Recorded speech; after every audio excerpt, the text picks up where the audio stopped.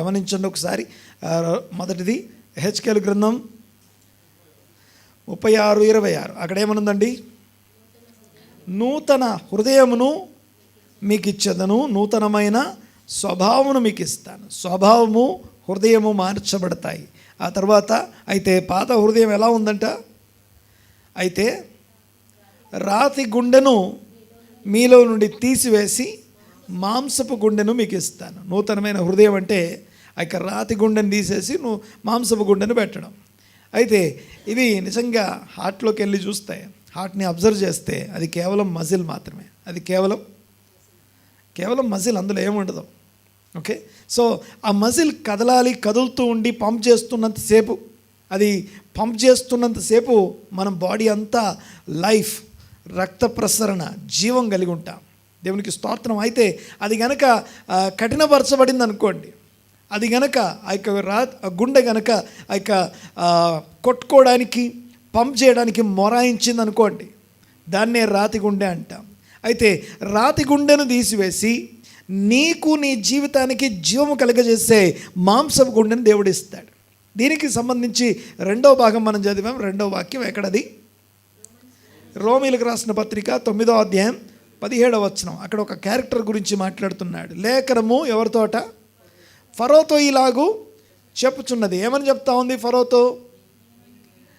నేను నీ యందు నా బలము చూపునట్లు నా నామము భూలోకమందంతటా అన్ని తరాలకి అందరికీ ప్రచురమగునట్లు అందుకే నిన్ను నియమించి ఉన్నాను. నిన్ను స్పెషల్గా తయారు చేసుకున్నాను, అందుకే అపాయింట్ చేస్తాను నేను, అందుకోసమే. సో ఫరో యొక్క పర్పస్ని ఈరోజు మనం ధ్యానం చేస్తాం. గమనించండి ఒకసారి. ఫరో గురించి మనందరికీ బాగా తెలుసు. ఏమని రాసి ఉంటుందండి? పోయిన వారం చదివిన వాళ్ళందరికీ తెలిసే ఉంటుంది కదా. పోయిన వారం వాక్యం చదివిన వాళ్ళందరూ చేయొద్దండి. మళ్ళీ సేమ్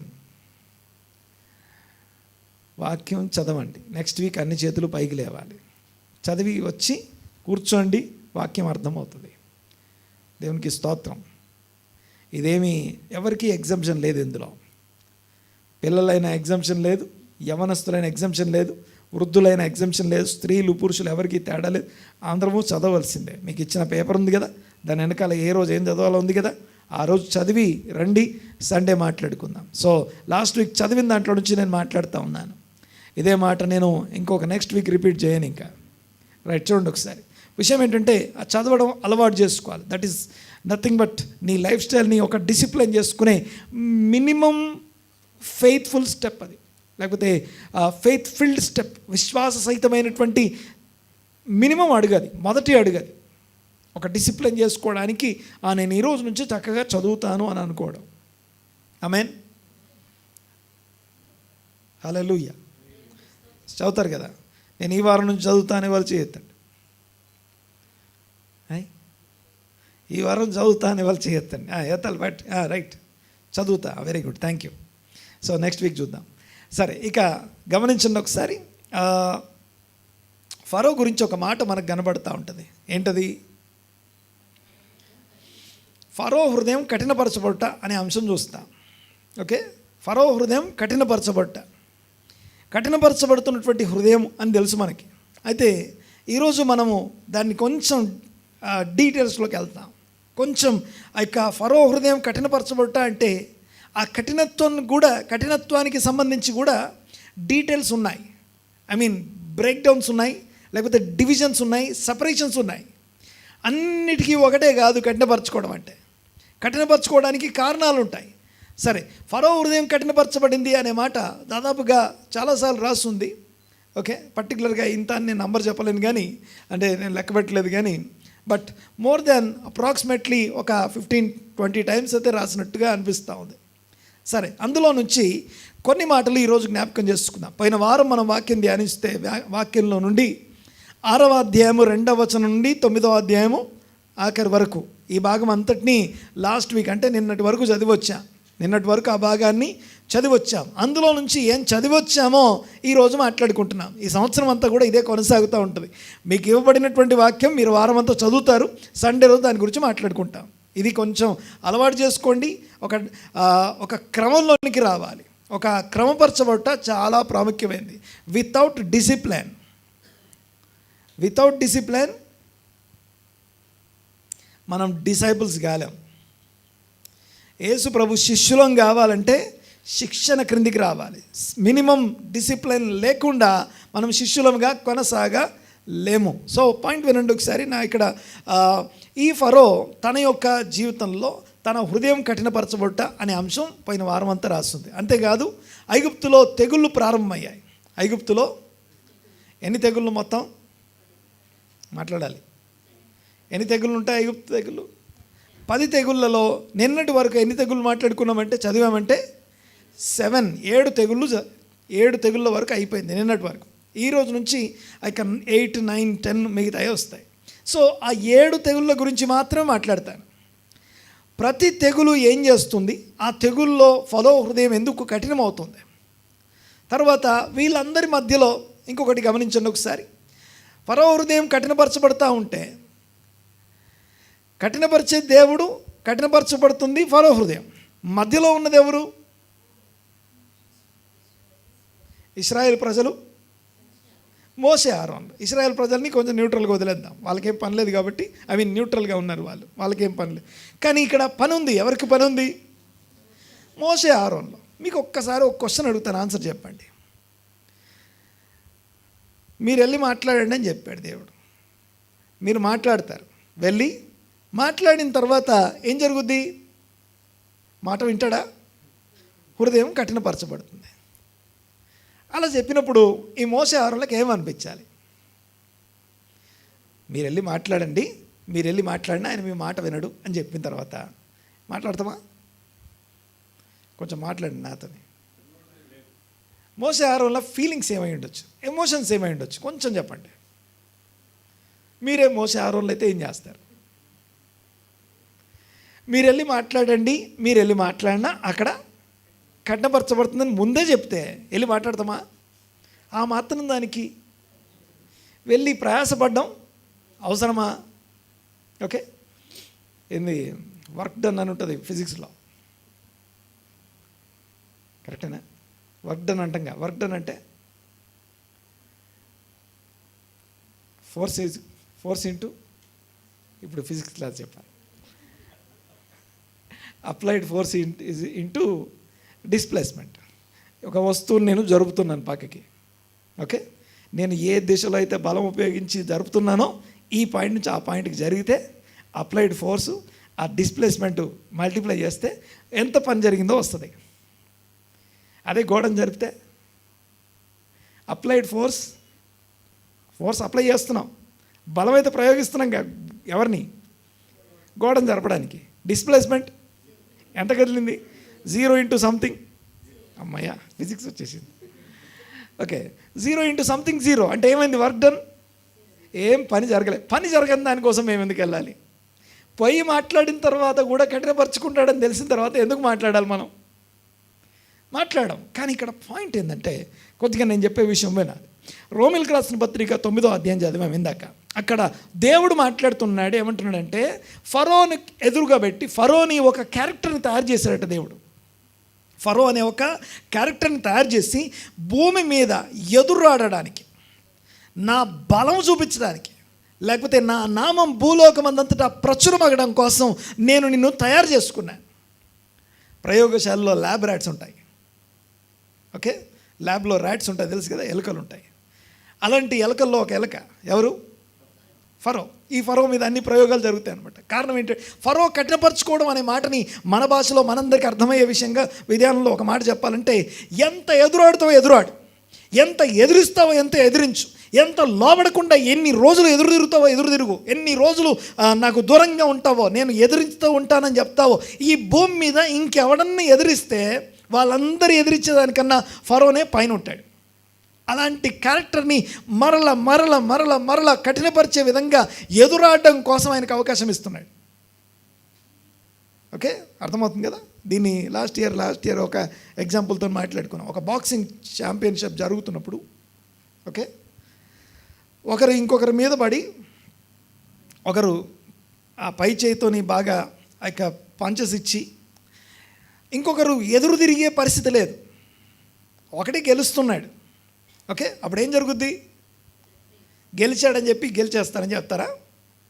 ఏం జరుగుద్ది? మధ్యలో రెఫరీ అనేటోడు ఒకడు వస్తాడు. వచ్చి ఏం చేస్తాడు? ఇద్దరు విడదీస్తాడు. ఎందుకు విడదీయడం? అయిపోద్దిగా మ్యాచ్, అక్కడే ఉంచితే మ్యాచ్ అయిపోద్ది కదా. కానీ ఏం చేయాలి? విడదీస్తే. ఎందుకు విడదీయాలంటే వాడు బలం పుంజుకోవాలి. మళ్ళీ బలం పుంజుకొని మళ్ళీ ఆడడానికి ఒక అవకాశం ఇవ్వాలి. అలా అవకాశం ఇవ్వడమే ఈ కఠినపరచడం అంటాం. ఎంత ఎదురాడుతావో ఎదురాడు, నీ శక్తినంతా కూడగట్టుకో, నీ తెలివంతా వాడు, నీ బలవంతా వాడు. దేవుణ్ణి ఎదిరించే వాళ్ళందరికీ ఒక ఎగ్జాంపుల్ ఎవరు? ఫరో హృదయం కఠినపరచబట్ట అని ఊరికే అనేస్తే సరిపోదు. దాంట్లో డిఫరెంట్ రీజన్స్ ఉన్నాయి. ఎందుకు పదే కఠినపరుచుకుంటున్నాడు? కఠినపరుచుకున్న ప్రతిసారి కారణాలు ఒకటి కావు, వేరు రీజన్స్ ఉన్నాయి. జస్ట్ ఆ వైపుగా, ఆ పర్స్పెక్టివ్లో ఈరోజు మన ధ్యానం కొనసాగిస్తాం. చూడండి ఒకసారి, ఒక 8 రీజన్స్ చెప్తాను. 8 times ఫరో హృదయం కఠినపరచబడింది. 7 తెగుళ్ళన్నీ 7 ఈ వారం వరకు, లాస్ట్ వీక్ వరకు ఎన్ని తెగుళ్ళు? 9వ అధ్యాయం వరకు 7 తెగుళ్ళు ఉన్నాయి. ఓకే, ఈ 7 తెగుళ్ళు, దానికంటే ముందు ఇంకొక విషయం ఉంది. మొత్తం 8 సార్లు ఫరో హృదయం కఠినపరుచుకున్నాడు. ఈ వారం ఇప్పుడు మాట్లాడుకుంటాం. మొత్తం ఎన్నిసార్లు? 8 సార్లు ఫరో కఠినపరుచుకున్నాడు. అయితే కఠినపరుచుకున్న ప్రతిసారి, తన హృదయాన్ని కఠినపరుచుకున్న ప్రతిసారి వేరే కారణం ఉంది. ఆ 8 కారణాలు 8 డిఫరెంట్ రీజన్స్. అవి 8 డిఫరెంట్ రీజన్స్ ఉన్నాయి. ఇప్పుడు మాట్లాడుకుందాం. మొట్టమొదటిసారి ఫస్ట్ టైం ఫరో దగ్గరికి, అంటే ఈసారి మోషే ఆరోన్లు ఇద్దరు వచ్చారు. వచ్చినప్పుడు 7వ అధ్యాయంలో చూస్తాం మనం. 7వ అధ్యాయంలో 6వ అధ్యాయం అంతా దేవుడు ప్రత్యక్షత. అయితే మోషే ఆరోన్లకు ఎందుకని వాళ్ళు విసుకలేదు అంటే, వారు తమకి బోధిస్తున్నా, తమకి ప్రకటిస్తున్నా, తమకి ఆజ్ఞాపిస్తున్నా దేవుని మీద సంపూర్ణమైన విశ్వాసం ఉంచిన వారు. ఆమెనండి గట్టిగా. మోషే ఆరోన్లు ఎలాంటి వాళ్ళు? పోయి చెప్పు అంటే చెప్తారు. ఎందుకు చెప్తారంటే ఆ చెప్పమన్న ఆయన పర్పస్ ఏదో ఉంటుంది. ఆయన మీద సంపూర్తిగా ఆధారపడిన వారు, తమని తాము సరెండర్ చేసుకున్న వారు, వారిలో ఎలాంటి కఠిన హృదయం లేదు. అంతేకాదు, భూమి మీద సాత్వికులు అనగా లోబడే వాళ్ళకి పర్ఫెక్ట్ ఎగ్జాంపుల్ ఎవరు అంటే మోషే పక్కన ఉంటే, లోబడ్డానికి ఏమాత్రం ఇష్టపడి నిరాకరించే హృదయాన్ని కఠినపరచుకునే వారిలో మొదటివాడు ఫరో. ఆ ఇద్దరిని మనం మాట్లాడుకుంటా ఉన్నాం. ఆ ఇద్దరి మధ్య ఉన్న 8 విషయాలు, 8 వేరియేషన్స్ని ఈరోజు మనం మాట్లాడతాం. మొదటిసారి మోషే ఆరోన్లు ఫరో యొక్క ప్రెమిసెస్కి, ఆ ప్లేస్కి వచ్చినప్పుడు దేవుడు ఆజ్ఞాపించాడు, అహరోను చేతిలో ఉన్న కర్ర ఏం చేయాలి? కింద పడేయాలి. కింద పడేస్తే ఏమైంది? మీరు మాట్లాడాలి నాకు. కింద పడేస్తే ఏమైందండి? అహరోను చేతిలో కర్ర కింద పడగానే అది ఒక సర్పం అయింది. తర్వాత ఏం జరిగింది? ఫరో భయపడిపోయాడా? అయ్యో సర్పం అయిపోయిందని భయపడ్డా? లేదు. ఏం చేశాడు మరి? తన దగ్గర ఉన్నటువంటి మెజిషియన్స్కి మీరు కూడా చేయండి అన్నాడు. వాళ్ళందరూ ఏం చేశారు? వాళ్ళ చేతుల్లో ఉన్న కర్రలని కింద పడేశారు. కింద పడేగానే ఏమైంది? మీరే చెప్పాలా? ఆ కర్రలన్నీ కూడా అవి కూడా సర్పాలు అయిపోయాయి. తర్వాత ఏం జరిగింది? అహరోను కర్ర యొక్క సర్పము ఆ మిగిలిన కర్రల సర్పాలన్నీ మింగేసింది. ఇప్పుడు అలా కర్రలు లేవు ఇంకా. అర్థమైంది కదా? డిమానిక్ అథారిటీ, ఈవిల్ అథారిటీ ఏదైతే ఉందో ఆ అథారిటీ ముందు వింగివేయబడింది అక్కడ. ఇప్పుడు అక్కడ ఒక మాట రాసి ఉంది. నేను ఒక్కొక్కటి చెప్తూ వెళ్తాను, చూడండి ఒకసారి. ఫస్ట్ టైం ఫరో హృదయం కఠినపరచుకోవడానికి, ఇది జరిగిన తర్వాత ఫరో హృదయం కఠినపరచుకున్నాడట. కారణం ఏంటి? ఒకసారి చదవండి ఒకసారి. నేను చెప్తున్న వాక్యం చూడండి ఒకసారి. ఎక్కడి నుంచి మాట్లాడుతున్నానంటే 7వ అధ్యాయం 11, 12, 13 వచనాలు ఫాస్ట్గా.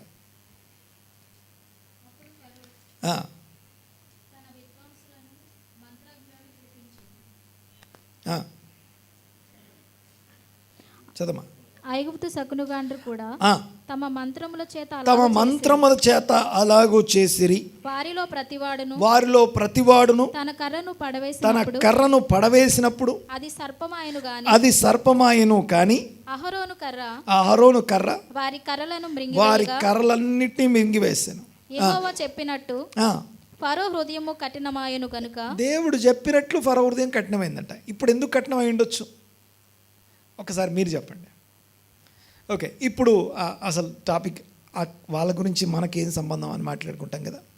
ఇప్పుడు మన హృదయం కఠినపరుచుకునే ఏరియా చెప్తాను నేనండి ఒకసారి, అవి కూడా మాట్లాడుకుందాం.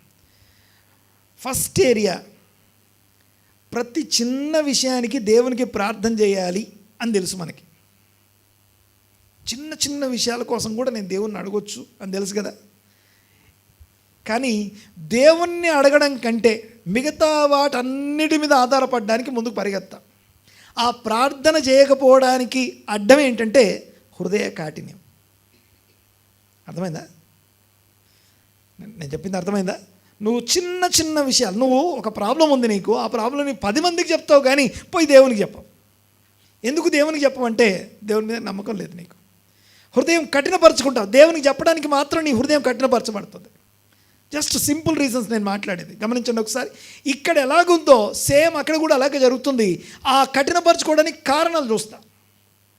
ఓకే, నెంబర్ 1, చిన్న చిన్న విషయాల కోసం నువ్వు ప్రార్థన చేయొచ్చు. ఇదిగో దేవా, నేను ఇప్పుడు జర్నీ చేస్తున్నాను, ఒక టఫ్ పర్సన్ కలుసుకోబోతున్నాను, లేకపోతే ఎలా మాట్లాడి నాకు అర్థం కావట్లేదు, ఇదిగో నాకు ఇది లేదు, నాకు అది లేదు. నువ్వు ఎంతమంది దగ్గరికైనా తిరగండి, ఎక్కడెక్కడికో తిరగండి, దేవుని దగ్గరికి వెళ్ళి చూడండి ఒకసారి. ఒక విధవరాలికి సంబంధించిన ఒక ఉపమానాన్ని ప్రభువు చెప్తూ ఏమంటారంటే, ఒక అన్యాయస్తుడైన న్యాయాధిపతి దగ్గరికి ఒక విధవరాలు కంటిన్యూస్గా పదే పదే పదే పదే న్యాయం తీర్చమని అడుగుతుందట. అడుగుతూ ఉంటే ఈమె పదే పదే నన్ను విసిగిస్తుందని చెప్పి ఒక అన్యాయస్తుడై ఉండి కూడా ఆమెకి ఏదన్నా ఒక మేలు చేస్తామని ఆలోచిస్తాడు కదా. అలాంటిది న్యాయవంతుడైన దేవుడు నీకు మేలు చేయడా అంటాడు. సో చిన్న చిన్న విషయాల కోసం ఎందుకని ప్రార్థన చేయం మనం?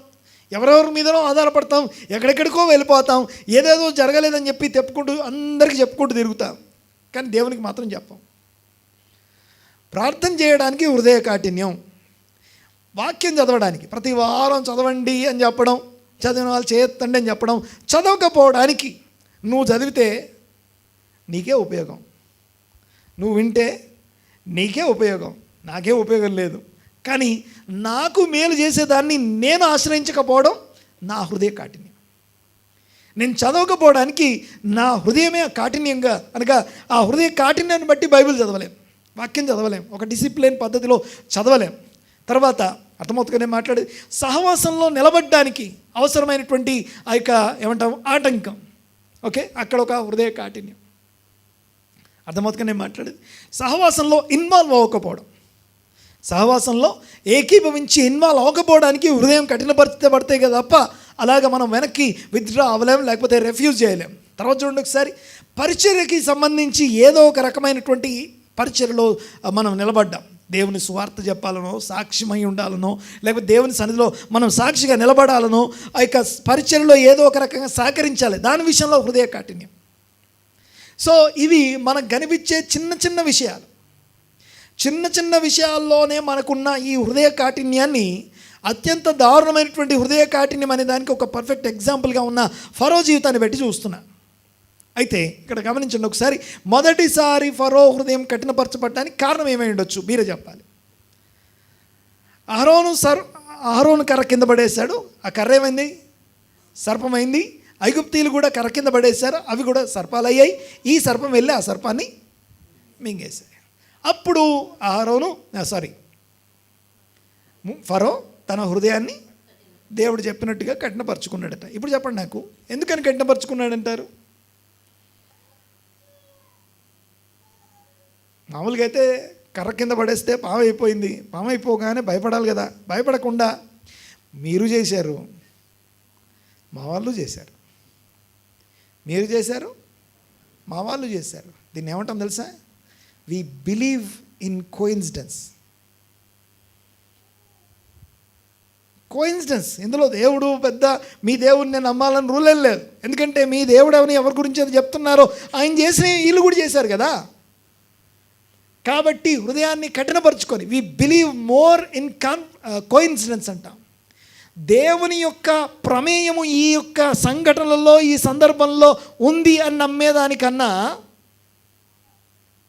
దేవుని ప్రమేయము ఈ పరిస్థితుల్లో ఉంది అనే దానికన్నా కోయిన్సిడెన్స్ని ఎక్కువ నమ్ముతాం మనం. కోయిన్సిడెన్స్ అంటే యాదృచ్ఛికంగా జరిగి ఉండొచ్చు అనుకుంటాం. దాన్ని నమ్ముతాం కనుక నమ్మాల్సిన అవసరం ఉందా? ఇప్పుడు నేను మీరు చేశారు, మా వాళ్ళు చేశారు, అందులో ఏముంది? కోయిన్సిడెన్స్ అంటాం. సో ఫరో హృదయం కఠినపరచబడింది. ఫస్ట్ టైం ఇది, మొదటిసారి కఠినపరచుకోవడానికి మన హృదయాలు కఠినపరచుకోవడానికి కారణం ఏంటంటే దేవునికి ఇచ్చే విలువను ఇవ్వక, దేవునికి చెందవలసినటువంటి భయాన్ని ఆయన ఎదుట ప్రదర్శించకపోవడానికి కారణం ఏంటంటే we believe in coincidence. Because of the coincidence. ఇది కోయిన్సిడెన్స్, అది కోయిన్సిడెన్స్, ఇది అన్ని కోయిన్సిడెన్స్ అనుకుంటాం. కానీ ఇందులో దేవుని చిత్తం ఉంది, దేవుని ప్రమేయం ఉంది, దేవుని హస్తం ఉంది, దేవుడు ఇందులో ఇన్వాల్వ్ అయి ఉన్నాడు అనే సంగతిని మనం ఆలోచిస్తే ఖచ్చితంగా దేవుని చిత్తంలోనికి వస్తాం. ఆమేన్. అర్థమవుతుందని మాట్లాడేది. సో చూడండి ఒకసారి రెండవది మీకు జ్ఞాపకం చేస్తాను. ఇది జరిగిపోయిన తర్వాత రెండవది ఫరో 8 దగ్గరికి వచ్చినప్పుడు మొదటి తెగులు వచ్చింది. అక్కడికి మోషే అహరోనులు అక్కడ ఎదుర్కొన్నారు. ఇది నీళ్లు రక్తంగా చేయబడ్డప్పుడు చూడండి ఒకసారి 7వ అధ్యాయం 20వ వచనం చదువుదాం. 7వ అధ్యాయం 20వ వచనం రెండోసారి. యెహోవా ఆజ్ఞాపించినట్లు మోషే అహరోనులు చేశారు. తర్వాత అతడు ఫరో ఎదుటను అతని సేవకుల ఎదుటను తన కర్రను పైకెత్తి ఏటి నీళ్లను కొట్టగా ఏటి నీళ్ళన్నీ రక్తంగా మార్చబడ్డాయి. ఏటిలోని చేపలు చచ్చిపోయాయి. ఏరు కంపు కొట్టెను.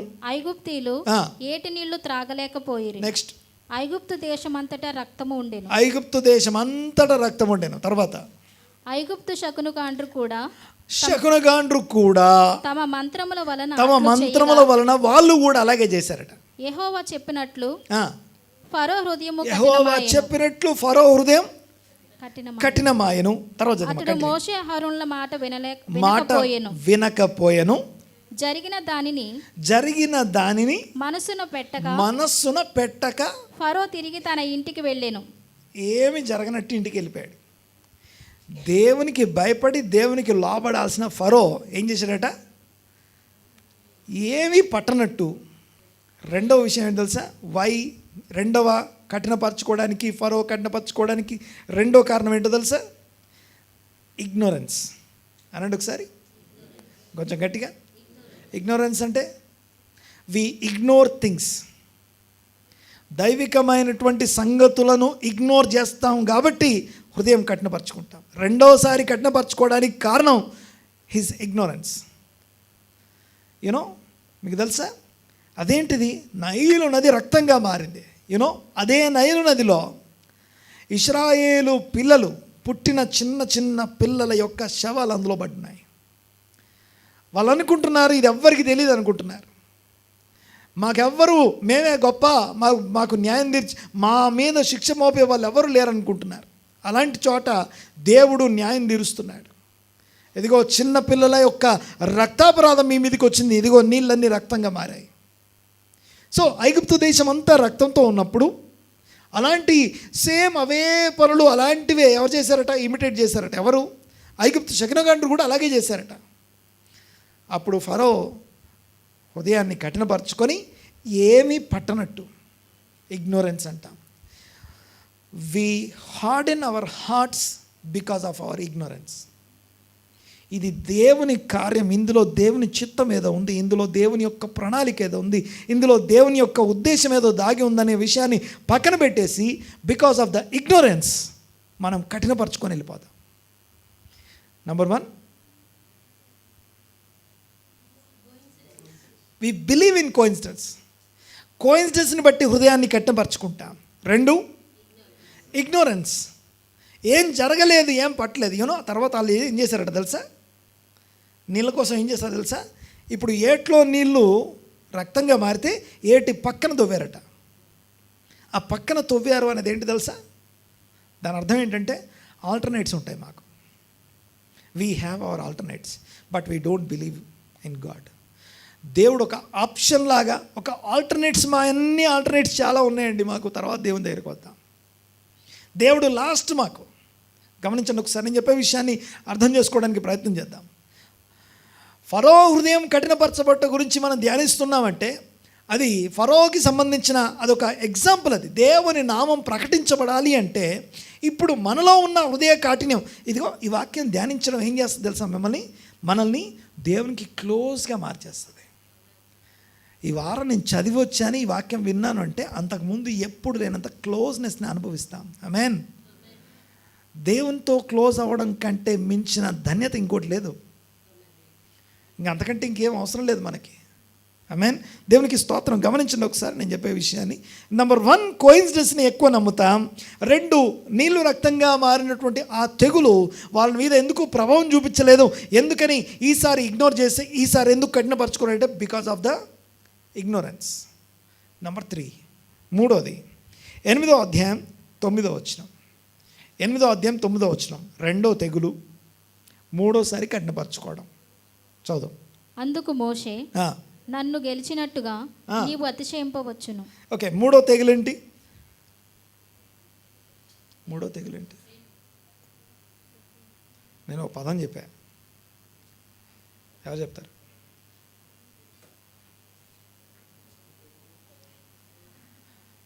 నేను గుర్తుపెట్టుకోండి అని చెప్పా, ఎందుకంటే ఇప్పుడు వస్తుందని తెలుసు మనకి. రకపేజో పదవ మెచితో అనండి ఒకసారి, ఇంకోసారి రాసి పెట్టుకోండి. అది ఒక్క పదం గుర్తుంటే చాలు, ఆ పదం గుర్తుంటే చాలు, 10 తెగుళ్ళు వరుసగా వచ్చేస్తాయి. ఓకే, రా అంటే రక్తం అయిపోయింది, తర్వాత ఏం కావాలి ఇప్పుడు? కా అంటే కప్పలు. ఓకే, 2వది కప్పలు. కప్పలు వచ్చాయట దేశంలో. ఎంత కప్పలంటే there is no private space, ఎలాంటి ప్రైవేట్ స్పేస్ లేకుండా అన్ని ప్రైవేట్ స్పేసెస్లోకి వెళ్ళిపోయాట. ఏంటి? కప్పలు. వారి పొయ్యిలలో, తర్వాత వారి పిండి విసుకు తొట్లో, ఇక్కడ అక్కడ తేడా లేకుండా ప్రతి ప్రైవేట్ స్పేస్లో కూడా కప్పలు వచ్చేసాయట. అలాంటి కప్పలు వస్తాయి. యూనో, మొదటిదేమో కర్ర కింద పడేస్తే వాళ్ళు కూడా చేశారు, నీళ్ళని రక్తంగా మారిస్తే వాళ్ళు కూడా చేశారు, కప్పలు చెయ్యడానికి ట్రై చేశారు. చదువు ఒకసారి. ఇప్పుడు కొంచెం ముందు నుంచి చదవమా, ముందు ఒక 14వ వచనం చదువు కదా. జనులు వాటిని కప్పలుగా చేసినప్పుడు భూమి కంపు కొట్టెను. ఫరో ఉపశమనము కలుగుట. కాదు 9వ వచనం, 8వ వచనం చదువు, 8th verse. అప్పుడు ఫరో మోషే అహరోనులను పిలిపించి నా యొద్ద నుండి, ఇంకొక వచనం 7వ వచనం, శకునగాండ్రు కూడా తమ మంత్రముల వలన అలాగు చేసి ఐగుప్తు దేశం మీదకి కప్పలను రాజేసిరి. అప్పుడు ఫరో మోషే అహరోనులను పిలిపించి, ఓకే, ఈసారి ఫస్ట్ టైం, ఎప్పటిదాకానేమో మోషే అహరోనులను ఇగ్నోర్ చేశాడు, కోయిన్సిడెన్స్ అనుకున్నాడు. ఈసారి మోషే అహరోనులను పిలిపిస్తున్నాడు. ఓకే, రెవల్యూషన్ అనేది ప్రోగ్రెసివ్గా ఉంటుంది. ఒకటేసారి మొత్తం నీకు రివీల్ చేయరు ఎవరు. దేవుడు తాను ప్రత్యక్షపరచుకుంటే బ్రతకలేవు. స్టెప్ బై స్టెప్ ఈ రోజుకి ఏది కావాలో అదే రివీల్ అవుతుంది నీకు. దేవుడు నీకు ఈ రోజుకి ఏమై ఉన్నాడో అదే రివీల్ చేయబడుతుంది. చూడండి ఒకసారి, ఇక్కడ ఫస్ట్ టైం మోషే అహరోనుల్ని మనమే పిలిపిస్తున్నాం, ఈయనే పిలిపిస్తున్నాడు. తర్వాత చదవండి. నా యొద్ద నుండి, నా జనుల యొద్ద నుండి ఈ కప్పలను తొలగించుము యెహోవాను వేడుకొనుడి. ఈ కప్పలు తీసేయమని మీ దేవుణ్ణి ప్రేయర్ రిక్వెస్ట్ వస్తుంది. మనం మారం, కానీ ఏమొస్తుంది? Prayer request. నేను మాట్లాడేది అర్థమవుతుంది కదా. మారడానికి ఇష్టపడం కానీ ప్రేయర్ రిక్వెస్ట్ అడుగుతాం. సో ఇది ఫరో. చూడండి ఒకసారి. నెంబర్ 3, 3వ తెగులు అనగా 2వ తెగులు, అది కప్పలు వచ్చాయి. ఫస్ట్ టైం మోషే అహరోనులారా ఇదిగో ఈ కప్పలన్నీ తీసేయమని దేవుణ్ణి వేడుకోండి అన్నాడు. తర్వాత కంటిన్యూ. అప్పుడు యెహోవాకు బలి అర్పించుటకు ఈ ప్రజలను అగత్యముగా పోనిచ్చేదనెను. అందుకు మోషే, నన్ను గెలిచినట్టుగా నీవు అతిశయింపవచ్చును.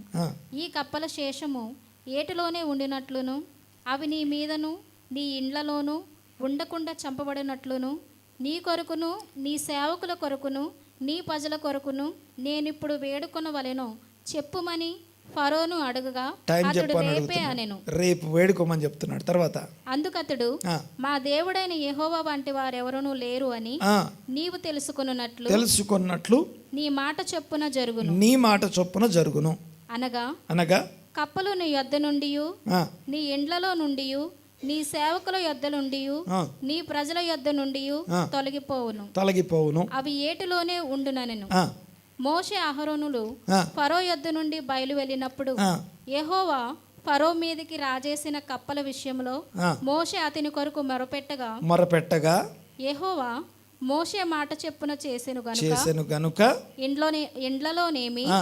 వెలుపలనేమి ఆ, పొలములలోనేమి ఆ. కప్పలు ఉండకుండా చచ్చిపోయెను. అన్ని కప్పలు చచ్చిపోయాయి. తర్వాత జనులు వాటిని కప్పలుగా వారిని కుప్పలుగా కుప్పలుగా వేసినప్పుడు వేసినప్పుడు ఆ, భూమి కంపు కొట్టెను. భూమి కంపు కొట్టెను. తర్వాత ఫరో ఉపశమనము కలుగట చూచి ఆ, ఏంటంట? యెహోవా సెలవిచ్చినట్టు ఫరో ఉపశమనము కలుగుట చూచి యెహోవా చెప్పినట్లు తన హృదయము తన హృదయము కఠినపరుచుకున్నాడు. మీరే చెప్పాలి. దీన్ని ఏమంటారు? మూడో దాన్ని ఏమంటారు? ఎప్పుడు ఎప్పుడు కఠినపరుచుకున్నాడట? ఎందుకు కఠినపరుచుకున్నాడట? ఆ? ఉపశమనం అంటే అదేంటి ఫస్ట్ గారు మాకు తెలియదు అంటారా? రిలీఫే కదా. సమస్య బాగా తీవ్రంగా ఉన్నప్పుడు ఏమంటాం? దేవుడా దేవుడా దేవుడా దేవుడా.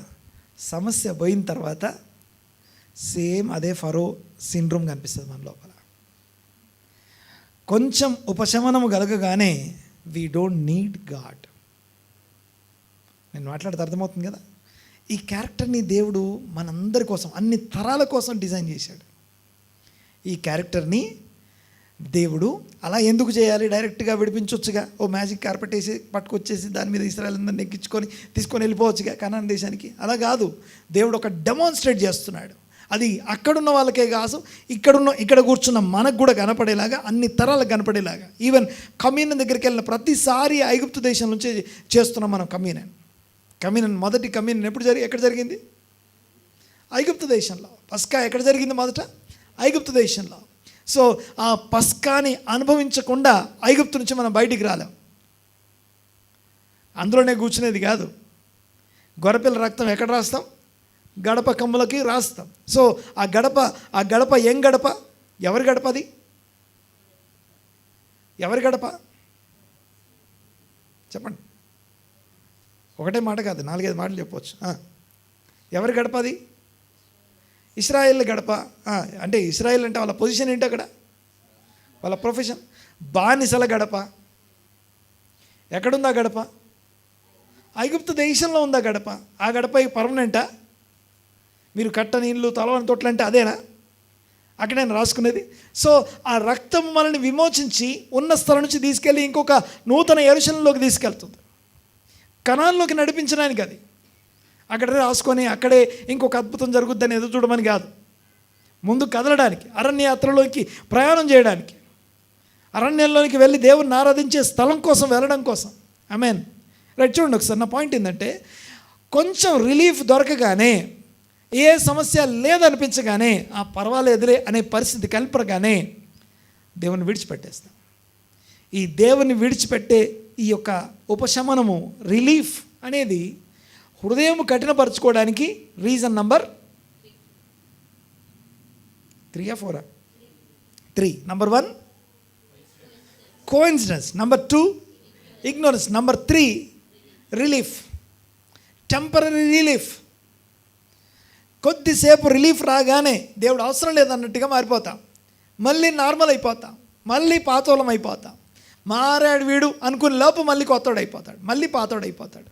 చూడండి ఒకసారి.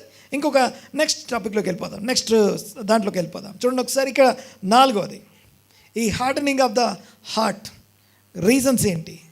సో కేవలం హృదయం కఠినంగా ఉంది, రాతిగుండె అంటే కేవలం మనం ఆ రాతిగుండె తీసి అంటాం, కానీ ఆ రాతిగుండె కారణాలు ఉన్నాయి, ఆ రాతిగుండెలో డీటెయిల్స్ ఉన్నాయి. సో దాన్ని మనం చూస్తూ ఉన్నాం. చూడండి ఒకసారి నెంబర్ 4, 4వ దాంట్లోకి వెళ్ళాలి మనం. అయితే 3వ ప్లేగ్, 3వ తెగులు, 4వ అంశం చూడండి ఒకసారి. 8వ అధ్యాయం 16వ వచనం. అయితే ఆ దేశపు ధూళి అనే పదం వాడతాడు ఇక్కడ.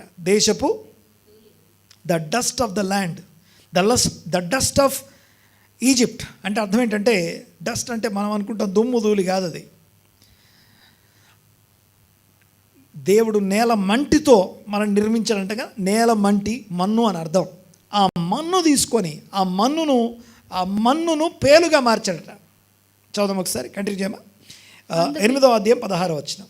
అందుకు యెహోవా మోషేతో, నీవు నీ కర్ర చాపి ఈ దేశపు ధూళిని కొట్టుము. ధూళిని లేదా డస్ట్ని కొట్టుము లేదా మన్నును కొట్టుము అని అర్థం. తర్వాత అది ఐగుప్తు దేశమందంతటను పేలగునని అహరోనుతో చెప్పుమనగా తర్వాత వారు అట్లు చేసిరి.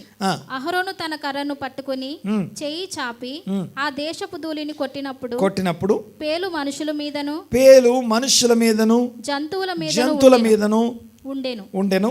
ఐగుప్తు దేశమంతటా ఆ దేశపు ధూళి అంతా పేలు అయిపోయినట. తర్వాత మన్ను పోయి అన్ని మన్నంతా పేలుగా మారిపోయాయి. తర్వాత శకునగాండ్రు కూడా పేలను పుట్టించవలనని తమ మంత్రముల చేత అట్లు చేసిరి, కానీ అది వారి వల్ల కాలేదు అని రాస్తుంది. కర్ర పాము చేశారు, నీళ్లు రక్తం చేశారు, కప్పలు తీసుకొచ్చారు, కానీ ఎందుకు ధూళిని పేలుగా చేయలేకపోయారంటే, నరుని నేల మంటితో సృష్టించింది దేవుడు. నేల మంటితో జీవం కలిగిన మనిషిని సృష్టించిన దేవుడు అదే మనిషిని చంపే అదే మంటిలో నుండి పేలను సృష్టించలేడు. ఆ పేలను ఇతరులు సృష్టించలేరు, కానీ దేవుడు మాత్రం సృష్టించగలడు. దేవునికి స్తోత్రం కలుగునుగాక. ఎప్పుడైతే ఆ పేలను చూస్తారో దాన్ని ట్రై చేశారట, వాళ్ళ వల్ల కాలేదు. తర్వాత ఏం రాస్తుందమ్మా? శకునగాండ్రు ఇది దైవశక్తి అని ఫరోతో చెప్పారు. ఎవరు చెప్పారట? చెప్పాలి ఒకసారి. ఎవరికి చెప్పారు? శకునగాండ్రు ఫరోకి చెప్పారు. ఏమని? ఇదిగో ఇది మేము చేయలేకపోతున్నాం, ఈ జరిగినటువంటి ఈ కార్యం ఏదైతుందో మేము చెప్తున్నాం, this is the evidence of God. దైవ శక్తి యొక్క ఎవిడెన్స్ ఇది. దేవుని శక్తి యొక్క సాక్ష్యం ఇక్కడ ఉంది. ఆయన మాత్రమే ఇదిగో పేలగా మార్చగలడు. అంతేకాదు దేవుని వ్రేలు అని రాస్తుంది అక్కడ. అనండి ఒకసారి, దైవశక్తి దేవుని వ్రేలు అని రాస్తుంది. ఆయన వేలుతో మాత్రమే ఇది సాధ్యమవుతుంది అని చెప్తున్నారు. Okay, next continue. అయితే యెహోవా చెప్పినట్టు ఫరో హృదయము కఠినమాయెను. ఇప్పుడెందుకు కఠినమైంది? మరి ఇప్పుడెందుకు కఠినమైంది? ఇది దైవశక్తి అని తెలిసిన తర్వాత దీన్ని ఏమంటుంది తెలుసా? ఎవిడెన్స్ని చూసి కూడా, సాక్ష్యం విని కూడా, సాక్ష్యాన్ని అనుభవించి కూడా దాన్ని దాటి వెళ్ళిపోతాం. ఎవిడెన్స్ని అనగా దేవుని సాక్ష్యం ఇది అని ఒకసారి అనుభవించి, ఒకసారి మనమే సాక్షిగా ఉండి, లేదా ఇంకొకరి సాక్ష్యాన్ని మనంతట మనం విని, ఇదిగో పలానా వ్యక్తికి ఇలా అయిందంట, ప్రార్థన చేస్తే ఇలా జరిగిందంట అనే సాక్ష్యం మన ఎదురుగా ఉన్నా కూడా మనం దాన్ని దాటి వెళ్ళిపోతాం. ఎవిడెన్స్ని దాటేసి వెళ్ళిపోవడం. ఇంత గొప్ప ఎవిడెన్స్ని వాళ్ళే చెప్తున్నప్పుడు, ఎవరో కాదు, వాళ్ళకి సంబంధించినటువంటి వాళ్ళే ఇదిగో ఇది దైవశక్తి అని చెప్తా ఉంటే దాన్ని ఇగ్నోర్ చేసి వెళ్ళిపోతున్నాడు. ఎవిడెన్స్ని, సాక్ష్యాన్ని కూడా తృణీకరించడం అంటాం దీన్ని. సాక్ష్యాన్ని కూడా తృణీకరించినప్పుడే ఈ కాఠిన్యం అనేది కలుగుతుంది. దేవునికి స్తోత్రం. అందరూ ఉన్నారు ఇక్కడ? ఎవరు లేరు? హల్లెలూయా, హల్లెలూయా. ఒకసారి చెప్పండి ఫస్ట్గా. Number 1 coincidence, number 2 ignorance, number 3 relief, number 4 ఎవిడెన్స్ని దాటి వెళ్ళిపోవడం. వాళ్ళే సాక్ష్యం చెప్తున్నారు, అయినా సరే వదిలేసి వెళ్ళిపోతాం. తర్వాత ఎప్పటికీ 4, నెంబర్ 5 ఈసారి ఈగల గుంపు. చూడండి ఒకసారి 8వ అధ్యాయం 29 వచ్చేది 8:29. అందుకు మోషే, నేను నీ యొద్ద నుండి వెళ్ళి రేపు ఈగల గుంపును ఫరో యొద్ద నుండి, అతని సేవకుల యొద్ద నుండి, అతని జనుల యొద్ద నుండి తొలగిపోవునట్లు యూనో యెహోవాను దానికంటే వేడుకొందును ముందు ఏం గాని. జరిగిందంటే ఈ ఈగల గుంపు వచ్చినప్పుడు మోషే అహరోన్లను ఫరో పిలిపించాడు. మీరు 8వ అధ్యాయం 24లో చదివితే 8:24 నేను చదువుతాను చూడండి ఒకసారి. యెహోవా అలాగు చేసెను, బాధకరమైన ఈగల గుంపులు ఫరో ఇంటిలోనికి అతని సేవకుల ఇండ్లలోనికి వచ్చి ఐగుప్తు దేశమంతటా వ్యాపించెను. ఆ దేశపు ఈగల గుంపుల వలన ఆ దేశము ఈగల గుంపుల వలన చెడిపోయింది, దేశం చెడిపోయిందట. తర్వాత చూడండి ఒకసారి. అప్పుడు ఫరో మోషే అహరోన్లను పిలిపించి ఈసారి పిలిపించి నా కోసం వేడుకో అనట్లేదు. ఓకే, నా కోసం వేడుకో అనకుండా మీకేం కావాలో చెప్పండి అంటున్నాడు. దానికి తేడా ఏంటి? మా కోసం వేడుకో అనడమేమో ప్రేయర్ రిక్వెస్ట్ అన్న కదా, ఈసారి ప్రేయర్ రిక్వెస్ట్ కాదు. ఏమంటున్నాడు అంటే నేను ఏదన్నా హెల్ప్ చేస్తా, మీకోసం సహకరిస్తా. ఓకే, మారడం వేరు, సహకరించడం వేరు. మాట్లాడేది అర్థమవుతుంది కదా? చూడండి ఒకసారి. ఫస్ట్ ఏమో ప్రేయర్ రిక్వెస్ట్ మాత్రమే ఇచ్చాడు, ఇప్పుడు ప్రేయర్ రిక్వెస్ట్ కాదు, ప్రేయర్ రిక్వెస్ట్తో పాటు మీకేం కావాలనో అది చేస్తానంటున్నాడు. చదువుతాను చూడండి ఒకసారి. అప్పుడు ఫరో మోషే అహరోనులను పిలిపించి, మీరు వెళ్ళి ఈ దేశంలోనే బలి అర్పించుడని వారితో చెప్పాను. 25వ వచనం నేను చదివేది. ఈ దేశంలోనే బలి అర్పించండి, అక్కడికెక్కడికో వెళ్ళడం ఎందుకు? కాంప్రమైజ్. ఓకే, సో కాంప్రమైజ్ అవ్వడానికి ట్రై చేస్తూ ఉన్నాడు. చూడండి ఒకసారి. ఈ దేశంలో బలి అర్పించండి. తర్వాత అప్పుడు మోషే అన్నాడు, లేదు అలా చేయడం తగదు, ఇక్కడ అసలు అర్పించకూడదు, ఇక్కడ మేము అర్పించే అర్పణ ఐగుప్తీయులకి హేయము, వాళ్ళ ఎదురుగా మేము చేయలేము అని చెప్పినప్పుడు తర్వాత చూడండి ఒకసారి. మేము అరణ్యంలోనికి 3 దినముల ప్రయాణం అంత దూరం పోయి మా దేవుడని యెహోవా మాకు సెలవిచ్చినట్లుగా ఆయనకు బలి అర్పించుదుమనెను. అందుకు ఫరో, మీరు అరణ్యంలో మీ దేవుడని యెహోవాకు బలి అర్పించుటకు మిమ్మును పోనిచ్చదను, ఫస్ట్ టైం మీరు వెళ్ళండి అని చెప్తున్నాడు. తర్వాత చూడండి ఒకసారి.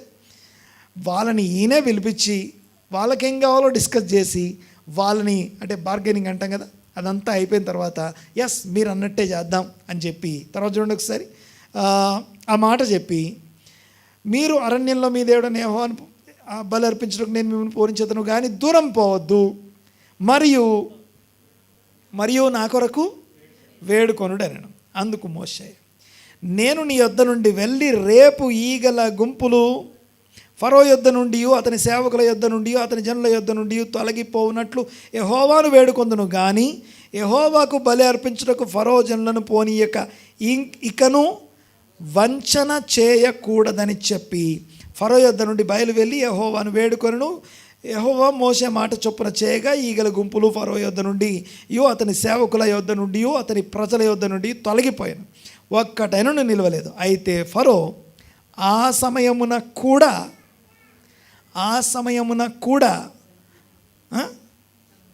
తన హృదయమును కఠినపరుచుకోను. దీన్ని ఏమంటామంటే కాంప్రమైజ్ అంటాం. ఓకే, కాంప్రమైజ్ అంటే అర్థం ఏంటంటే, ఎందుకు ఆ మాట అంటున్నానంటే, మాటిచ్చి నెరవేర్చాల్సిన అవసరం ఉందా? లేదు కదా. నేను లోబడాలా దేవుడికి, ఆ దేవునికి నేను లోబడాలా అనే ఎదురాడే మనస్సు. దానికి కారణం ఏంటంటే కాంప్రమైజ్ అయిపోవడం, పర్వాలేదులే అనుకోవడం, సర్దుకుపోవడం అంటాం. పోయిన వారం మాట్లాడుకున్నాం చూసారా, అలాంటి మాట. తర్వాత దేవునికి స్తోత్రం. చూడండి ఒకసారి. ఇక దీని తర్వాత నెక్స్ట్ ఉంది ఎన్ని ఇప్పటికీ 5, 6th one. ఈసారి 5వ తెగులు ఏంటంటే, ఇది 9వ అధ్యాయం మొదటి నుంచి కనపడుతుంది. 9వ అధ్యాయం మొదటి నుంచి ఏంటది? 9వ అధ్యాయం మొదటి నుంచి అంటే, నీవు వారిని పోనీయనొల్లక ఇంకనూ వారిని నిర్బంధించినడలా ఇదిగో యెహోవా బాహుబలము పొలములోనున్న నీ పశువుల మీదికి, నీ గుర్రముల మీదికి, నీ గాడిదల మీదికి, నీ వంటల మీదికి, నీ ఎద్దుల మీదికి, నీ గొర్రెల మీదికి వచ్చును. మిక్కిరి బాధకరమైన తెగులు కలుగును. అయితే యెహోవా ఇశ్రాయేలీల పశువులను ఐగుప్తీయుల పశువులను వేరుపరచెను. ఇశ్రాయేలీలకున్న వాటన్నిటిలో ఒక్కటైనను చావదని హెబ్రీల దేవుడగు యెహోవా సెలవిచ్చుచున్నాడని అతనితో చెప్పమనెను. మరియు యెహోవా కాలము నిర్ణయించి రేపు యెహోవా ఈ దేశంలో ఆ కార్యము జరిగించునెను. మరునాడు యెహోవా ఆ కార్యము చేయగా ఐగుప్తీయుల పశువులన్నీ చచ్చెను కానీ ఇశ్రాయేలు పశువుల్లో ఒకటి కూడా చావలేదు. తర్వాత చూడండి ఒకసారి. ఫరో ఆ సంగతి తెలుసుకొన పంపినప్పుడు ఇశ్రాయేలు పశువులలో ఒకటైనను చావలేదు. అయినను అప్పటికి ఫరో హృదయం కఠినమైనందున జనులను పంపకపోయాను. ఈసారి ఎందుకు? ఈసారి కారణం ఏంటో తెలుసా? ఐగుప్తీయుల పశువులన్నీ చచ్చిపోయాయి, ఇశ్రాయేల్ పశువులు చనిపోలేదు. ఈసారి ఎందుకు తెలుసా? ఆయన హృదయం కఠినపరచుకోవడానికి రీజన్ ఏంటో తెలుసా? ఎన్వి. మావి మాత్రం చచ్చిపోతాయి, వాళ్ళవి మాత్రం చచ్చిపోవా. ఓకే, వాళ్ళ మీద పగను బట్టి వీళ్ళని నేను పంపించాలా? మా పశువులన్నీ కోల్పోయి వాళ్ళ పశువుల నుండి నేను వాళ్ళని పంపించాలా? ఎన్వి అంటాం. ఎవరి మీదనో పగ పెట్టుకొని, ఎవరి మీదనో పగ కలిగి ఉండి కఠినపరచుకుంటాం హృదయాన్ని. ఓకే, ఫస్ట్దేమో యాదృచ్ఛికం ఇది అని నమ్మడం ద్వారా హృదయాన్ని కఠినపరచుకుంటాం. ఇందులో ఏముంది? దేవుని మాట వినాలా, దేవుని మాటకి నేను లోబడాలా, యాదృచ్ఛికం. పాస్టర్ గారు ఎప్పుడు చెప్పినట్టే ఇంకో రోజు వాక్యం చెప్పాడు, అంతే. నాతో దేవుడు మాట్లాడాడు. స్టార్టింగ్ ఏమో ప్రార్థన చేస్తాం, దేవా నాతో మాట్లాడని. తర్వాత పాస్టర్ గారు మాట్లాడారంట. ఫస్ట్ ఏమంటాం? దేవుడా నాతో మాట్లాడు. తర్వాత ఏమంటాం లాస్ట్కి? పాస్టర్ గారు ఇలా చెప్పారు, అలా చెప్పారంట. సో కోఇన్సిడెన్స్ అనుకుంటా. కోఇన్సిడెన్స్ అనుకొని కఠినపరచుకోవడం. రెండోది దాటి వెళ్ళిపోతాం, ఇగ్నోరెన్స్ అని వెళ్ళిపోతాం, దాన్ని ఇగ్నోర్ చేసి వెళ్ళిపోతాం. మూడోది రిలీఫ్. కొంచెం ఉపశమనం కలగగానే దేవుడు అవసరం లేదు మనకి, కొంచెం ఉపశమనం కలగగానే హృదయం కఠినపరచుకుంటాం. 4 ఒక అద్భుతమైనటువంటి సాక్ష్యం విని, సాక్ష్యం చూసి కూడా దానికి లోబడం. ఏం చెప్తున్నాడో, దేవుడు ఏం మాట్లాడుతున్నాడో నాకు వినపడ్డా, అర్థమైనా, అయినా సరే నేను ఓవర్కమ్, దాన్ని దాటి వెళ్ళిపోతాను. ఓకే, ఏదది? ఎవిడెన్స్. తర్వాత 5ది కాంప్రమైజ్. అయినా సరే నేను చెప్పిన ప్రకారం దీన్ని ఏమంటామంటే, అది కాంప్రమైజ్ అయిన ఏరియాలో ఏం జరిగింది తెలుసా? ఎప్పుడు కాంప్రమైజ్ అయింది? ఏం జరిగినప్పుడు కాంప్రమైజ్ అయ్యాడు? ఈగలప్పుడు. ఈగలప్పుడు ఇదిగో మాట ఇచ్చి మరి, నేను పంపిస్తానని మాట ఇచ్చి మరి, ఇదిగో మీరు నేను పంపిస్తానని చెప్పి మరి మాట ఇచ్చి మరి కాంప్రమైజ్ అయిపోయాడు. కాంప్రమైజ్ అవ్వడం కోసం కఠినపరచుకుంటున్నాడు. తర్వాత ఏదో 5వది కదా, 5వది మాట్లాడుకున్నాం. Envy. 6 envy. Okay, sorry. Next envy. ఎవరి మీదనో పగ, ఎవరి మీదనో ద్వేషాన్ని బట్టి, ఎవరి మీదనో ద్వేషం బట్టి మన హృదయం కఠినపరచబడుతుంది. ఫరో హృదయం కఠినపరచబడుతుంది. మా పశువులు మా పశువులు చచ్చిపోవాలి, వాళ్ళ పశువులేమో బ్రతకాలి. అయినను ఆ సమయమున కూడా హృదయం కఠినపరచుకున్నాడు అని రాసింది. ఎన్వి అంటాం. తర్వాత ఎన్నది? 7. ఇప్పుడు 7. ఓకే, 7 చూడండి ఒకసారి. నెక్స్ట్ ఏంటో తెలుసా? ఏమని చెప్పి వచ్చాయి? ఎన్ని తెగుళ్ళు వచ్చేప్పటికి? రక్తం అయిపోయింది. రక్తం తర్వాత కప్పలు, పేలు, ఈగలు, పశువులు చచ్చిపోయాయి. ఇప్పుడు 6వది ఏంటి? దద్దుర్లు. చూడండి ఒకసారి. ఈ దద్దుర్లు ఎలా వచ్చాయి తెలుసా? దేవుడు చెప్పాడట, ఆవుపు బుగ్గి తీసుకోమంటాడు, బూడిద, యాషెస్ బూడిద తీసుకొని, పిడికిళ్ళ నిండా బూడిద తీసుకొని ఫరో సముఖానికి వెళ్ళాలి. చదవండి ఒకసారి. కాగా యెహోవా మీరు మీ పిడికిళ్ళ నిండా ఆవపు బుగ్గి తీసుకొని మోషే ఫరో కనుల ఎదుట ఆకాశము వైపు దాన్ని చల్లవలెను.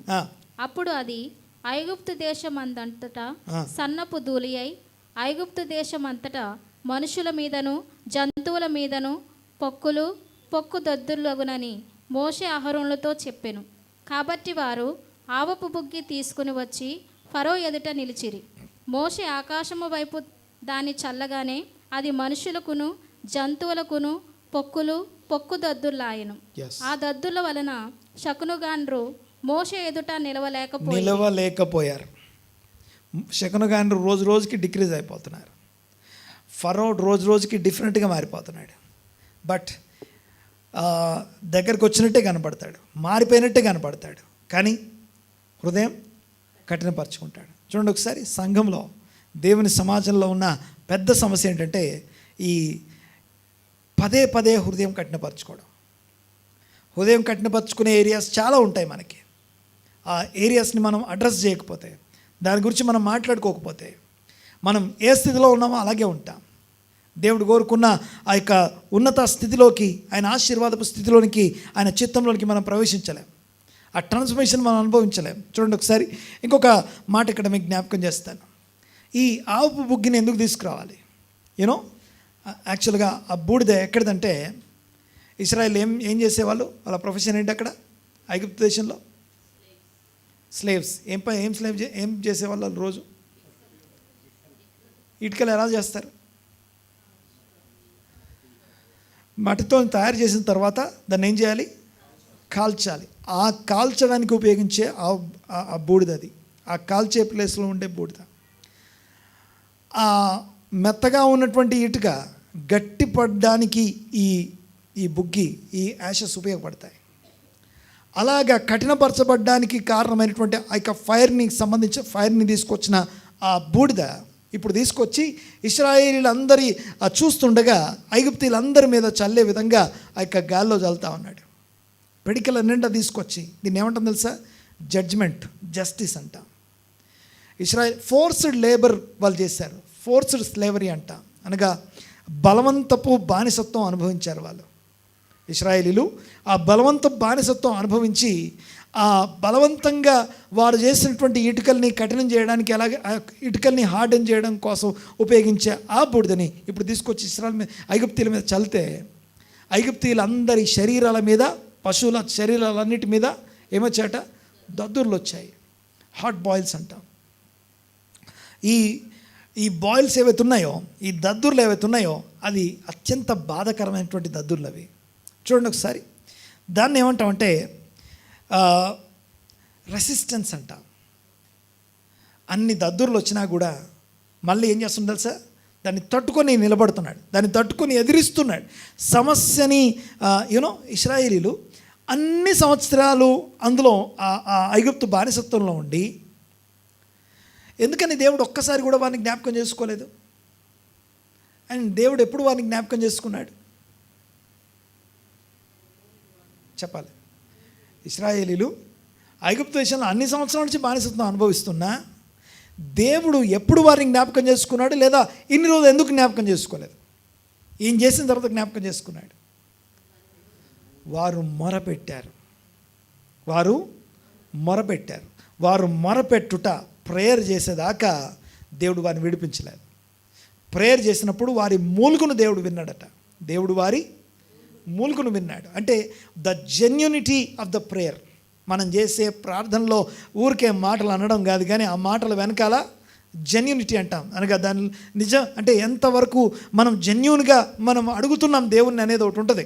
దాని వెనకాల దేవుడు ఆ మూలుగును చూస్తాడు, the tone of the prayer చూస్తాడు, the text of the prayer, the words of the prayer, the length of the prayer. ఇవన్నీ దేవునికి అవసరం లేదు. మాట్లాడింది అర్థమైందా? నీకెంత బాధ ఉందో జెన్యూన్గా దేవునికి మొరబెట్టినప్పుడు నువ్వు ఏమడిగావో అనవసరం, నువ్వు ఏమేమి అడిగావో అనవసరం. మనం ఎట్లుంటుందంటే, మన ప్రార్థనలన్నీ ఇందాక పోయిన వారం చెప్పాను, మీకు గుర్తుందో లేదో. లెట్ మీ, దేవుడు ప్రార్థన ఎవరు ఏది అడిగితే అది ఇయ్యడు. ఓకే, అందరు ఉన్నారు ఇక్కడ. ఎవరు ఏది అడిగితే అది ఇవ్వడు, దేవుడు జ్ఞానంతో ఇస్తాడు. ఎలాగంటే, చిన్న విషయం చెప్తాను సార్. ఐగుప్తు దేశంలోకి ఫరోని ఎదుర్కోవడానికి ఫస్ట్ టైం మోషే అహరోనులు వచ్చినప్పుడు వాళ్ళు ఇశ్రాయేలు వాళ్ళని చూసి చాలా సంతోషపడ్డారు. దేవుడు మమ్మల్ని దర్శించాడా, దేవుడు మా కోసం పంపించాడని చెప్పి వాళ్ళు చాలా సంతోషించారు. ఓకే, మోషే అహరోనులు కూడా అంతే సంతోషంగా ఫరో దగ్గరికి వెళ్ళారు. ఫరో దగ్గరికి వెళ్ళగానే ప్రాబ్లం ఏమైంది తెలుసా? ఆల్రెడీ ఉన్న ప్రాబ్లం ఉండి దాంట్లోనే మొరపెడితే వీళ్ళు వెళ్ళొచ్చాక సమస్య ఇంకా పెద్దగా అయిపోయింది. వీళ్ళకు టైటిల్ ఉంది అక్కడ ఆ దేశంలో. ఆ టైటిల్ ఏంటో తెలుసా? ఉత్తమ బానిస అనండి ఒకసారి, కొంచెం గట్టిగా అనండి. బెస్ట్ స్లేవ్స్ అవార్డు కింద ఉన్నారు వీళ్ళు. ఎవరు? ఇశ్రాయేల్ అందరూ. వీళ్ళందరూ కలిసి వాళ్ళకి బాధ ఎక్కువైపోయింది. ఎందుకు బాధ ఎక్కువైంది తెలుసా? మోషే ఆరోన్లు ఎప్పుడైతే వచ్చారో వీళ్ళకి బాధ విడిపిస్తాడని వచ్చారనుకుంటే వీళ్ళు వచ్చాక బాధలు ఎక్కువైపోయాయి. అర్థమైంది మాట్లాడేది. ఆ బాధలు ఎక్కువైనటువంటి దాంట్లో గమనించండి, ఇప్పుడు మోషే ఆరోన్లందరి ఇప్పుడు ఫరో దగ్గరికి ఈ ఇశ్రాయేల్ అందరూ కలిసి ఒక కమిటీ ఫామ్ చేశారు, ఒక జేఏసీ. అర్థమైంది మాట్లాడేది. సో కొంతమంది పెద్దల్ని నాయకుల్ని ఏర్పాటు చేసి, జేఏసీ అంటే తెలుసా? ఓకే. ఈ కమిటీ పోయి ఏం చేయాలి? ఇప్పుడు వీళ్ళు పోయి ఫరోతో చర్చలు జరపడానికి వెళ్ళి ఆయన వేడుకున్నారు, అయ్యా మేము ఉత్తమ బానిసలని అవార్డు కింద ఉన్నాం, దయచేసి మా భారం కొంచెం తగ్గించండి, మాకు కొంచెం చాలా టఫ్ జాబ్ ఇస్తున్నారు మా టాస్క్ మాస్టర్స్, లేకపోతే మా పై యజమానులు మా రిపోర్టింగ్ ఆఫీసర్ చాలా ఎక్కువ పని చేయించుకుంటారు, కొంచెం పని తగ్గించండి అని అడిగితే ఫరో ఏం చేశాడు తెలుసా? మీరు సోమరులు అని చెప్పి ఆ టాస్క్ మాస్టర్ని పిలిపించి వీళ్ళకి ప్రొవిజన్ ఇవ్వడం ఆపేసి లెక్క మాత్రం అంతే వసూలు చేయండి అన్నాడు. ఆల్రెడీ ఒక సమస్య ఉంది, మొరబెట్టి మూలుగుతుంటే మోషే ఆరోన్లు వస్తే సమస్య పెరిగింది కదా అని చెప్పి వీళ్ళందరూ కలిసి కొంతమంది కలిసి ఫరో దగ్గరికి వెళ్తే ఇప్పుడు సమస్య ఇంకా డబల్ అయింది. వాళ్ళు ఇలా బయటకు వస్తున్నారు. ఎవరు?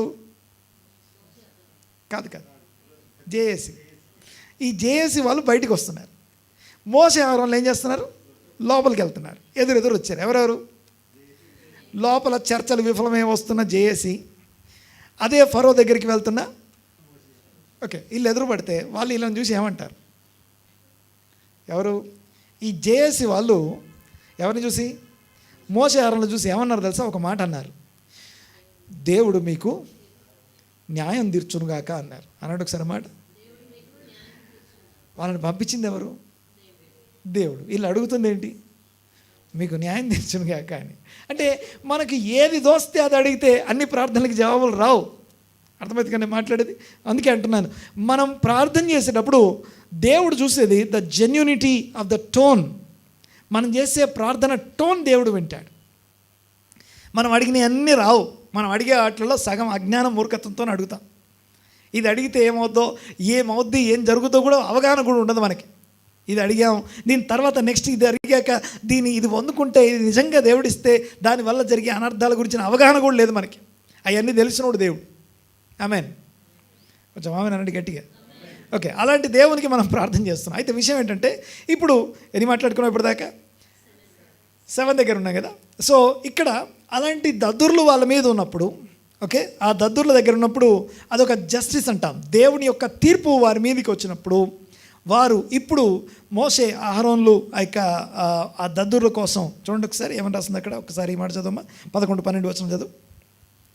9వ అధ్యాయం 11-12 వచనం చదువు ఒకసారి. ఆ దద్దుర్ల వలన శకునగాండ్రు మోషే ఎదుట నిలవలేకపోయారు. ఆ దద్దుర్లు శకునగాండ్రుకును మోషే దగ్గర మోషే ఆహారంలో ఎదుట శకునగాండ్రు నిలవలేక పడిపోయారు. వాళ్ళు పక్కకి వెళ్ళిపోయారు. మా వల్ల కాదని చేతులు ఎత్తేసారు. మేము ఓడిపోయామన్నారు కదా. నిలవలేకపోయారు అంటే అర్థం ఏంటి? ఓడిపోయారనే కదా. తర్వాత నెక్స్ట్ అయితే ఫరో ఏం చేయాలి? మా వాళ్ళు అందరూ ఓడిపోయాక మేము సరెండర్ అయిపోవాలి కదా. నెక్స్ట్ చూడండి. ఆ దద్దుర్లు శకునగాండ్రుకును ఐగుప్తులందరికీ పుట్టెను. అయినను యెహోవా మోషేతో చెప్పినట్టు యెహోవా ఫరో హృదయం కఠినపరిచెను. అంటే అర్థం ఏంటంటే అతడు వారి మాట వినకపోయాను. అయ్యో, అటు మోషే ఆహారంలో చెప్తే వినడు, ఓకే. ఇప్పుడు శకునగాండ్రు చెప్తే కూడా వినడు. దీన్ని ఏమంటామంటే, మీరు భరించలేక పడిపోయారు, నేను ఇంకా భరిస్తాను. రెసిస్టెన్స్ అంటాం.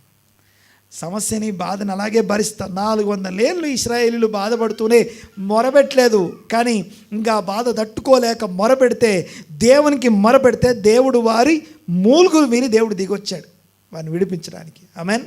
సో మనము మన సమస్యలో మనం దేవుణ్ణి అడగాలనుకున్న విషయాల్ని, నువ్వు ఏం కావాలనుకుంటున్నావో దాన్ని నిజంగా జెన్యూన్గా దేవుని సన్నిధిలో పెట్టి చూడు.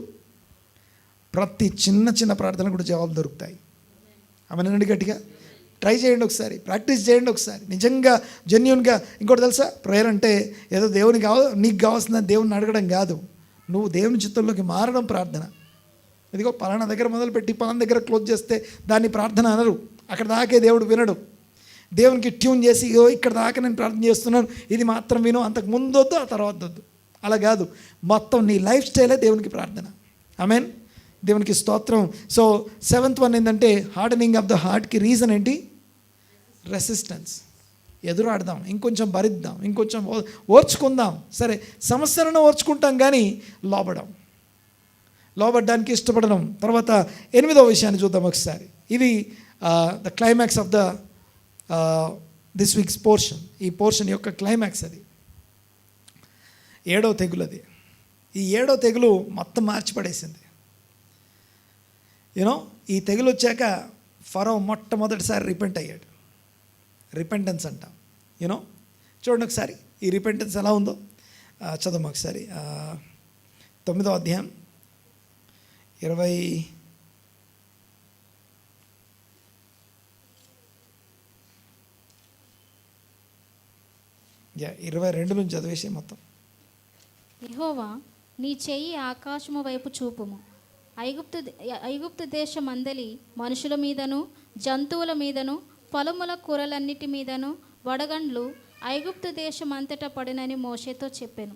మోషే తన కర్రను ఆకాశము వైపు ఎత్తినప్పుడు యెహోవా ఉరుములను వడగండ్లను కలుగజేయగా పిడుగులు భూమి మీద పడుచుండెను. యెహోవా ఐగుప్తు దేశం మీద వడగండ్లు కురిపించెను. అలాగూ వడగండ్లతో కలిసిన పిడుగులను బహుబలమైన వాయెను. ఐగుప్తు దేశం అంతటను అది రాజ్యమైనది మొదలుకొని ఎన్నడూనూ అట్టివి కలుగలేదు. ఆ వడగండ్లు ఐగుప్తు దేశం అంతటా మనుషులనేమి జంతువులనేమి బయటనున్నది యావత్తును నశింపచేసెను. వడగండ్లు పొలములోని ప్రతి కూరను చెడగొట్టెను, పొలములోని ప్రతి చెట్టును విరక్కొట్టెను. అయితే ఇశ్రాయేలున్న గోషేను దేశంలో మాత్రము వడగండ్లు పడలేదు. ఇది చూడగా ఫరో మోషే అహరోనులను పిలవనంపి, నేను ఈసారి పాపము చేసి ఉన్నాను. యెహోవా న్యాయవంతుడు, నేనును నా జనులను దుర్మార్గులము. ఇంత మట్టుకు చాలును. ఇకను బ్రహ్మాండమైన ఉరుముల వడగండ్లు రాకుండానట్లు యెహోవాను వేడుకొనుడి. మిమ్మును పోనిచ్చేదెను, మిమ్మును ఇకను నిలుపనని వారితో చెప్పగా మోషే అతన్ని చూచి, నేను ఈ పట్టణము నుండి బయలు వెళ్ళగానే నా చేతులు యెహోవా వైపు ఎత్తెదను. చాలా ఒకసారి అగ్ని వడగండ్లు అనండి ఒకసారి కొంచెం గట్టిగా. ఈ 7వ తెగులు ఏంటంటే వడగండ్లు, కానీ అవి అగ్ని వడగండ్లు. వడగండ్లు అంటే ఏం పడుతుంది, ఏమొస్తాయి, ఎలా ఉంటాయి వడగండ్లు తెలుసా? ఏం పడుతుంది? ఐస్ పడుతుంది. ఓకే, ఐసే కదా పడేది. మరి అగ్ని వడగండ్లు అంటే ఫైర్ అండ్ ఐస్ రెండు కలిసి వస్తాయి. ఈ ప్రపంచంలో ఎనీ మ్యాజిక్ ఏది కూడా ఐస్ని, ఫైర్ని, వాటర్ని, ఫైర్ని కాంప్రమైజ్ చేయలేవు లేదా సమాధానపరచలేవు, వాటి సృష్టికర్త తప్ప. ఆమేన్. 7వ తెగులు చూసినప్పుడు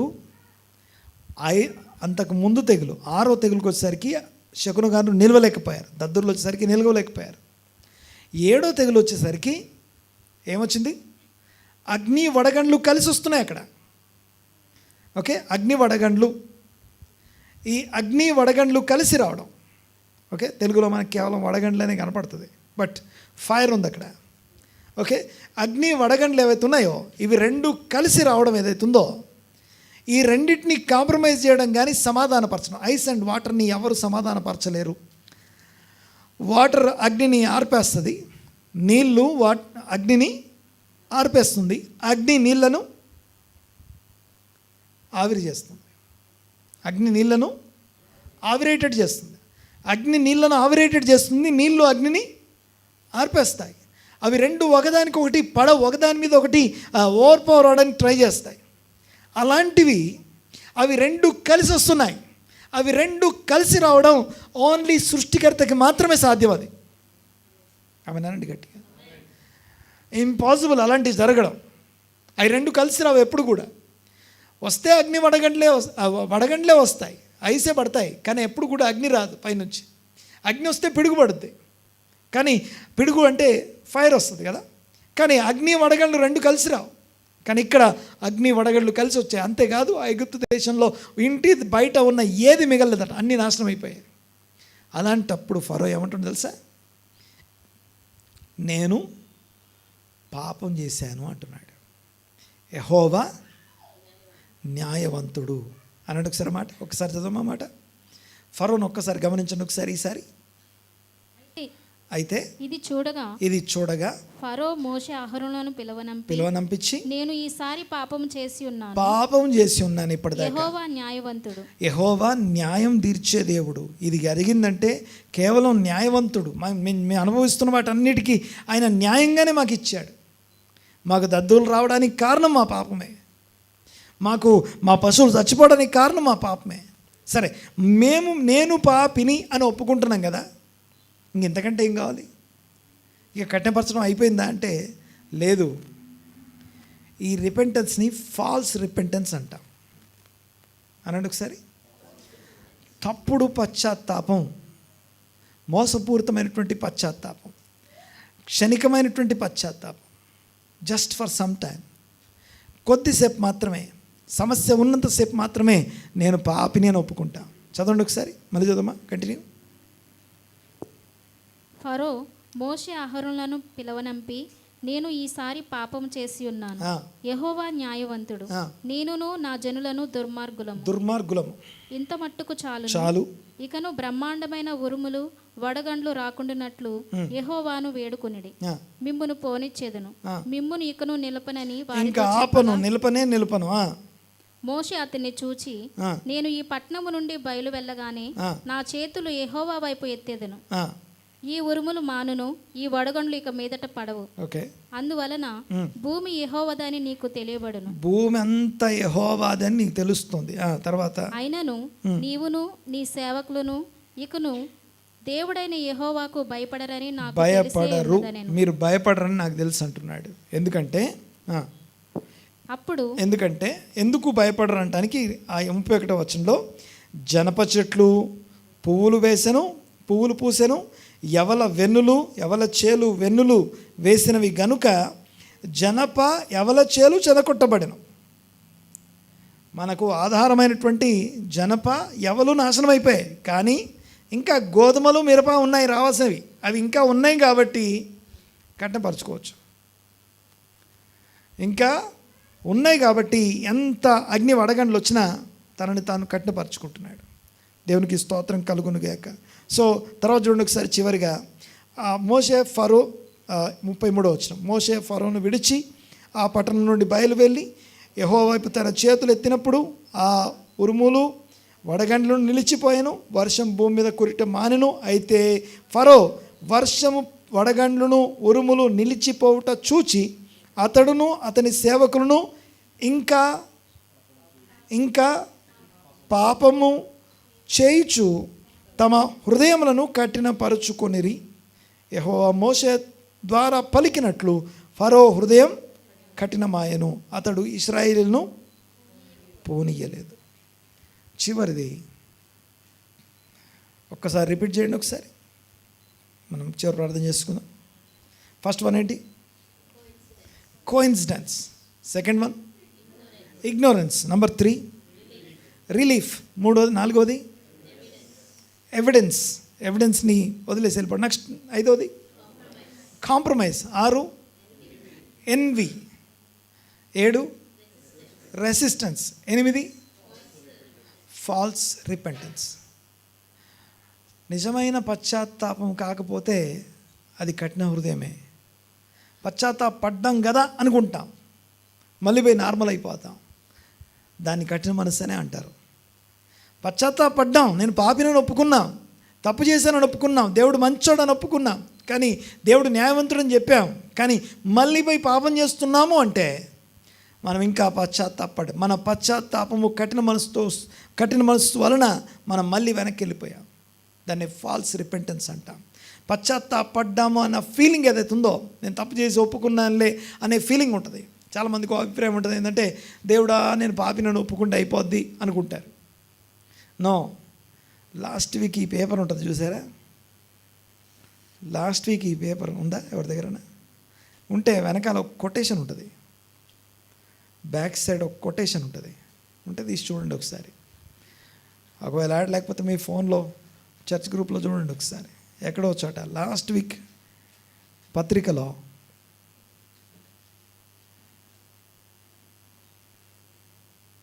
మెసేజ్ కింద మారు మనస్సుకు తగిన ఫలము అనే మెసేజ్ ఉంది లాస్ట్ వీక్. అది కూడా చదవండి కొద్దిగా, తెలుగులో రాస్తున్నాం మళ్ళీ అందరి కోసం.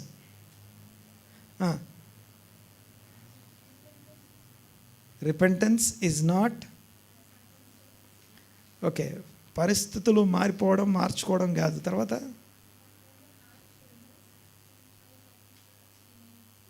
ఓకే, పరిస్థితులు ఎలా ఉన్నా హార్ట్ మారితే దాన్ని రిపెంటెన్స్ అంటాం. ఓకే, ఇంకా ముందు కోట్ ఉంటుంది చదవండి ఫ్రంట్ పేజ్లో కింద. మీరు చదివింది అదేనా? బ్యాక్ ఈ మెసేజ్ కింద ఉంటుంది చూడండి, 3rd పేజ్లో.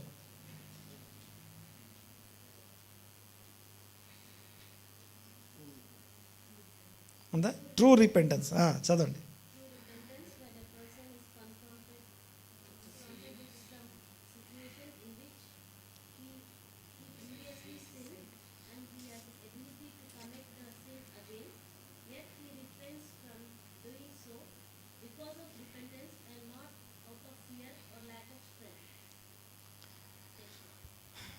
ఎవరైనా చెప్తారా అదేందో తెలుగులో? ఎవరైనా చెప్తారా తెలుగులో అదేందో?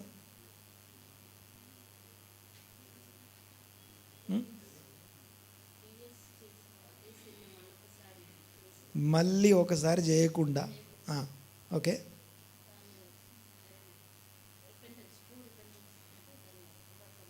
ఓకే, ఎట్లా? అక్కడ ఏదో రాసింది. భయాన్ని బట్టి కాదు, శక్తి లేక కాదు, పశ్చాత్తాపడ్డం కాబట్టి చేయకుండా ఉండడం. ఓకే, భయం బట్టి అయ్యో ఇది చేస్తే ఏమన్నా అయిద్దేమన్నా మళ్ళీ వడగండ్లు వస్తాయేమన్నా భయంతో కాదు, లేదా పాపం చేయడానికి శక్తి లేక కాదు. శక్తి ఉంది, భయాన్ని బట్టి కాదు, బికాజ్ ఆఫ్ ద రిపెంటెన్స్. కానీ ఇక్కడ ఏమని రాస్తుంది? వారు ఇంకనూ పాపము చేస్తూనే ఉన్నారు, ఇంకనూ they are doing evil deeds. అందరం లేచి పెడదాం ఒకసారి, ఒక్కసారి దేవుడు మనకిచ్చిన ఆపర్చునిటీని, దేవుడు మనకిచ్చినటువంటి ప్రత్యేకమైనటువంటి ఆ యొక్క ఆపర్చునిటీ ఏదైతే ఉందో, మారు మనసు పొంది పశ్చాత్తాపడడం కోసం మనకు అవకాశం ఇవ్వబడతా ఉంది. తలలు వంచి కళ్ళు మూసుకొని ప్రార్థనలో ఉందాం. దేవుని సన్నిధిలో మన హృదయాల్ని మనం కఠినపరచుకోకుండా కుమ్మరించడానికి ప్రయత్నం చేద్దాం. హన్న అట తన హృదయం అంతా, తన సోల్ అంతా కుమ్మరించిందట. దేవుడు ఆమెను అప్పుడే దర్శించాడు. ఒక్కసారి ప్రార్థన చేద్దాం. పరమ తండ్రి, మా దేవ, మీకు వందనాలు. మా ప్రతి విధమైన కాఠిన్యాన్ని మీ సన్నిధిలో కుమ్మరిస్తూ ఉన్నాం, ఒప్పుకుంటున్నాం. మా పాపములను, మా దోషం మీ సన్నిధిలో ఒప్పుకుంటా ఉన్నాం. స్తోత్రములైనా మీకే వందనాలు. ఇదిగో నూతన హృదయాన్ని మీకు ఇస్తాను, నూతన స్వభావాన్ని మీకు ఇస్తాను. నా ఆత్మను మీ అందుంచి నా ఆజ్ఞలో అనుసరించు వారినిగా చేస్తాను. దేవా, మీకు వందనాలు, స్తోత్రనైనా. ఆజ్ఞలు అనుసరించు వారిగా మేము మార్చబడినట్లు అవసరమైన కృప మాకు అనుగ్రహించిన విధానం బట్టి మీకు వందనాలు. ఈరోజు మాతో మీరు మాట్లాడిన ప్రతి మాటను బట్టి వందనాలు చెల్లిస్తున్నాం. సమస్తము సమకూర్చి జరిగించండి. కేవలం మీరే మా మధ్యలో మహిమ పొందమని ప్రార్థన చేస్తున్నాం నాయన. మీకు వందనాలు. విన్న వాక్యం మా హృదయాల్లో స్థిరపరచండి. వీటన్నిటి గురించి ఇంకా ఆలోచించడానికి, ధ్యానించడానికి కృప దయచేయండి. ఇంకను ఇదిగో ఎక్కడ మేము వాక్యాన్ని చదవడానికి హృదయ కాఠిన్యం కలిగి ఉన్నాము, ఇదిగో సహవాసంలో ఇంకా స్థిరపడడానికి ఇదిగో హృదయ కాఠిన్యం కలిగి ఉన్నాము. ఎక్కడ మేము మా హృదయాల్ని కఠినపరచుకొని దేవుని పరిచర్యలో ఇన్వాల్వ్ అవ్వకుండా, పరిచర్యలో ఇదిగో సహకరించకుండా మా చేతులను, మా హృదయాన్ని మేము వెనకదీస్తూ కఠిన హృదయాన్ని మేము కలిగి ఉన్నామో ఆ ఏరియాలన్నింటినీ దర్శించండి ప్రభా. ప్రతి మాంసపు గుండె ఇదిగో ప్రతి రాతి గుండె మాంసపు గుండెగా మార్చబడునుగాక. ఇదిగో స్తోత్రనైనా మీకు వందనాలు. ఇదిగో నా వాక్యము ఇదిగో సుత్తి వంటిది కాదా, బండలను బద్దలు చేయు సుత్తి వంటిది అన్న మాటను బట్టి మీకు వందనాలు. ప్రతి కఠినమైనటువంటి హృదయాన్ని బద్దలు చేసే సుత్తిగా ఇదిగో మీరు వాక్యం అనుగ్రహించినందుకు మీకు వందనాలు, స్తోత్రం చెల్లిస్తున్నాను. వందనాలనైనా. ఇదిగో ఇనుమును సైతం కరిగించి అగ్ని వంటిది కాదా అన్న మీ వాక్యమును బట్టి మీకు వందనాలు, స్తోత్రం తండ్రి. ఇదిగో కరగదీయగలరు, ఇదిగో నేను ప్రభు ప్రతిదాన్ని ఇదిగో కరిగించగలిగిన వారు, మీకు వందనాలు, స్తోత్రం నాయన. మీ హస్తాలకు ఇదిగో సంఘాన్ని, సమాజాన్ని అప్పగిస్తా ఉన్నాం. ఈ వాక్యం వింటున్న ప్రతి ఒక్కరిని మీ కృప కిందికి తీసుకొస్తున్నా. క్రీస్తు గొప్ప నామన సమస్తము సమకూర్చి జరిగించండి ప్రభు. మీకే వందనాలు చెల్లిస్తూ ఉన్నాం. ఎవరెవరైతే ఏకీవించి విన్నారో, ఈవెన్ ఆన్లైన్లో ఏకీవించారో వారి కోసం కూడా ప్రార్థన చేస్తాం. మీ యొక్క సన్నిధి వారికి తోడుగా ఉంచండి, సమస్తము సమకూర్చి జరిగించమని ప్రార్థన చేస్తున్నాం. మీ యొక్క సన్నిధానము, మీ కృపలు మా ఎడలా విస్తరింపజేయమని ప్రార్థిస్తున్నాం. సకలమును నూతనముగా మార్చుమని వేడుకుంటున్నాం తండ్రి. సమస్త ఘనత, మహిమ, ప్రభావం మీకు ఆరోపిస్తూ ప్రతి ఒక్కరిని ఇదిగో సంఘంలో ముఖ్యమైన వ్యక్తులుగా, అనేకులను సంఘంలోకి నడిపించే వ్యక్తులుగా, సాక్షులుగా మార్చమని వేడుకుంటూ ఆ కఠినమైనటువంటి విషయాలన్నింటిలో ఇదిగో ఏ దినమో ఇదిగో స్పష్టంగా, సూటిగా, వ్యక్తిగతంగా మాట్లాడండి. ఇదిగో నాకున్న అవగాహన, జ్ఞానము, ప్రజెంటేషన్ బట్టి కాదు కానీ పరిశుద్ధాత్ముడు సంఘంతో చెప్పు మాట చెవిగలవాడు వినుడుగా కన్న మాట నెరవేర్చబడినట్లు ఇదిగో హృదయాలు ఇదిగో వాక్యము చేత నింపబడునుగాక. సమస్త ఘనత, మహిమ, ప్రభావం మీకు ఆరోపిస్తూ ఏకీవించిన వారందరినీ దీవించి ఆశీర్వదించి స్తుతించి ప్రార్థన అడిగి వేడుకుంటున్నాం తండ్రి. ఆమేన్, ఆమేన్. అలా